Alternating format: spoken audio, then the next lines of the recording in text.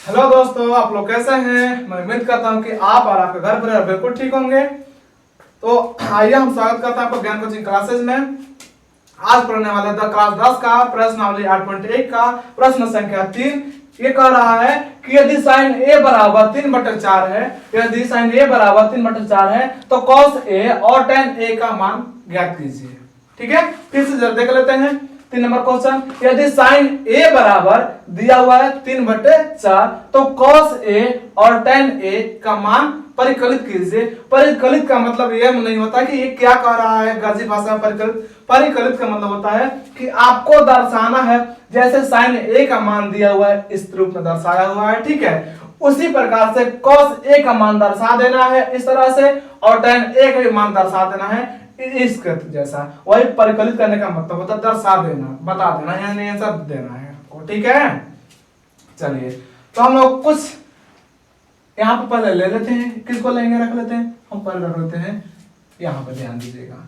ये दिया हुआ है साइन a बराबर 3/4। हम रख लेंगे यहाँ पे कि साइन a बराबर, देखिए हम यहाँ पे हल कर रहे हैं। ठीक है, साइन a बराबर कितना है जी, तो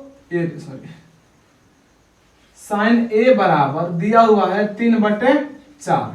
ठीक है, तो बताइए आप लोग कि साइन का सूत्र होता क्या है, साइन थीटा का सूत्र होता क्या है। देखिए थीटा का जगह पर a है तो हम a कह सकते हैं, तो साइन a का सूत्र क्या होगा बताइए।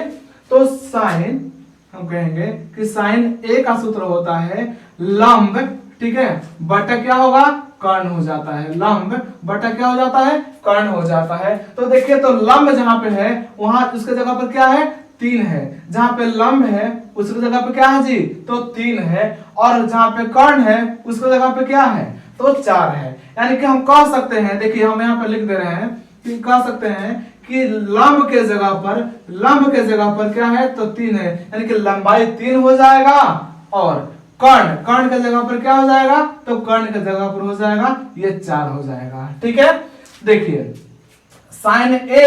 अब यहां पे ध्यान दीजिएगा कि इस त्रिभुज में, देखिए बाबू ये त्रिभुज जब हम लिए हैं, आपको मैथ में दर्शाया नहीं है, आप हम बता दिए हैं कि आप जब भी लीजिएगा त्रिकोणमिति का त्रिभुज तो समकोण त्रिभुज लीजिएगा, ऐसे वाला लीजिएगा। ठीक है, चलिए इसमें नामकरण करेंगे a b c, हम p q r भी रख सकते हैं, d e f भी रख सकते हैं, आपका मर्जी, जो मन करे सो रख सकते हैं। लेकिन ध्यान दीजिए कि यहाँ पर साइन a और cos a का बात किया हुआ है। ठीक है, इसलिए हम a b c d लिए हैं।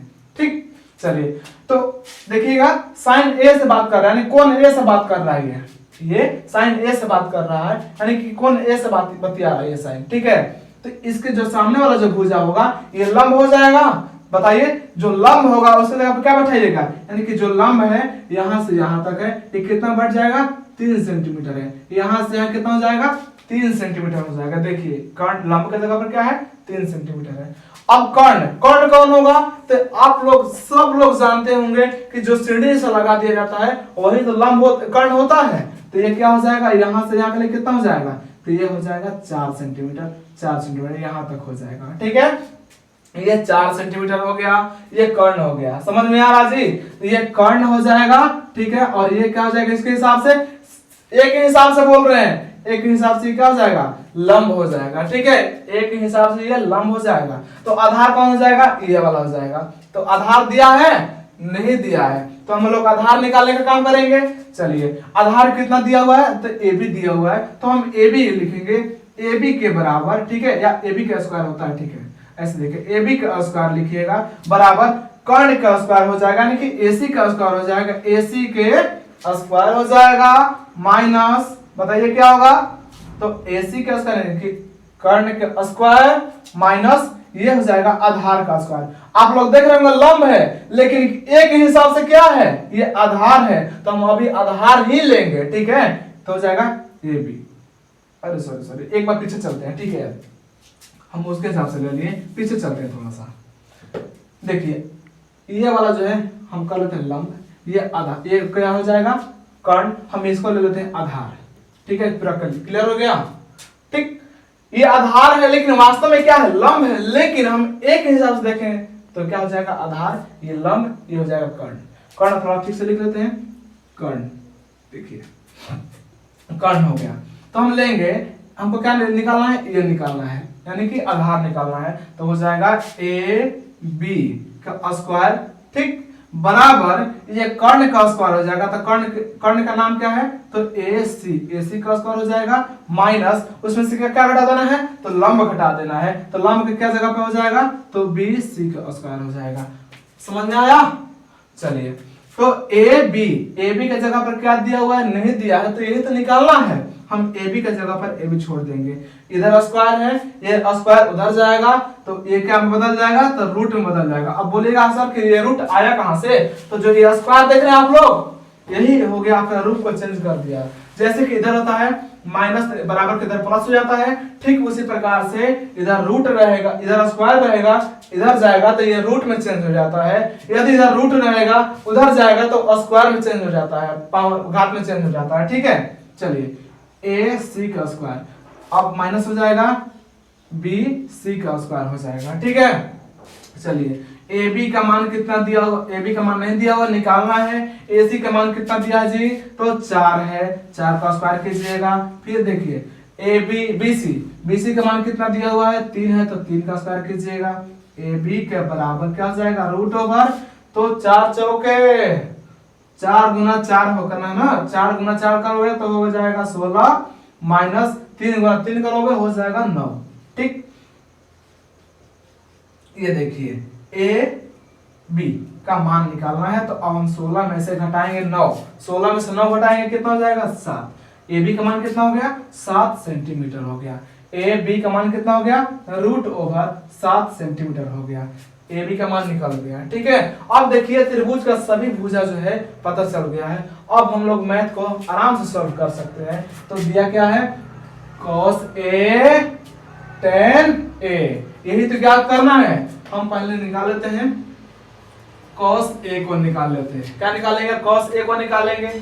तो cos A का सूत्र लिख लें, कॉमा भी दे दीजिए, आपको कॉमा भी दे दीजिए, एक लिए दोनों का लेकर चलते हैं। ये देखिए बाबू, ये आप जो संस्था है रोड के साइड में ही है, ठीक है। गाड़ी हमेशा आ रही है, जा रही है, और आपको आवाज सुनाई दे रहा होगा, तो उससे डिस्टर्ब नहीं होइएगा, और हमारा आवाज आपको बिल्कुल क्लियर जा रहा होगा, ठीक है। उस पर ध्यान नहीं दे करके बोर्ड पर ध्यान देना है और हमारे आवाज पर ध्यान देना है, ठीक है। चलिए, cos A और दिया हुआ है tan A। देखिए यहाँ पर बीच में कॉमा भी दे दिए हैं। कॉमा मतलब दोनों का अलग अलग मान निकालना है, ठीक है। ये कॉमा का मतलब कुछ और नहीं, बस अलग अलग निकालना है। चलिए, हम cos का सूत्र निकालेंगे, लिखेंगे। तो इसका सूत्र होता है आधार बटा, ये क्या हो जाएगा, कर्ण हो जाएगा, आधार बटा कर्ण। यहाँ पे कॉमा दे देंगे। tan A का tan का सूत्र क्या होता है, तो हो जाता है लंब बटा में क्या हो जाएगा, आधार हो जाएगा। लंब बटा क्या हो जाएगा, आधार हो जाएगा। बताइए कि लंब का मान कितना दिया, सॉरी आधार का मान कितना दिया हुआ है। तो आधार कौन है, देखिए हम बताएं आपको, आधार ये वाला है। किसके हिसाब से, A के हिसाब से। तो आधार कितना है, तो आधार है √7। कर्ण कितना है, तो कर्ण तो यही वाला होगा। तो कर्ण दिया हुआ है 4, कर्ण दिया हुआ है 4, ठीक है, कॉमा। ये लंब कितना हो जाएगा जी, तो लंब देखिएगा, तो इसके हिसाब से लंब क्या हो जाएगा, तो लंब हो जाएगा 3। लंब कितना हो जाएगा, 3 हो जाएगा। आधार कितना हो जाएगा, तो आधार देखेंगे ये वाला हो जाएगा। देखिए हम लिख दिए पहले से आधार लंब कर्ण, इसलिए हम पहले लिखे थे कि ये आधार हो जाएगा, लंब हो जाएगा, कर्ण हो जाएगा। तो आधार कितना है, आधार कहेंगे कि ये √7 है, ठीक है।